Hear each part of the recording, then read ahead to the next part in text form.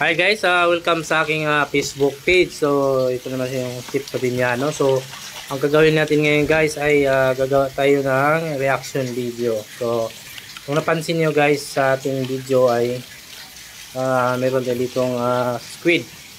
So, yung squid na yun guys ay kuha yan sa isang Chinese doon sa palengke nila. So, pag bumili ka ng seafood sa palengke nila guys ay talagang libre linis na squid man yan o isda. So ganun sila ano sa kanilang customer guys, talagang libre na yung linis. Hindi gaya ito sa atin ay tayo pa maglilinis. So nakita nyo guys kung gaano sila maglinis ng pusit, di ba? Napakasulit yung bayad at mura lang din sa kanila yung squid guys. So yan di ba? Napakapulido na kanilang paglilinis. So ganun sila maglilinis ng squid guys. At napakagaling. So yan guys, hanggang dito lang yung ating video. At thank you sa pagpanood ng aking video guys. And God bless.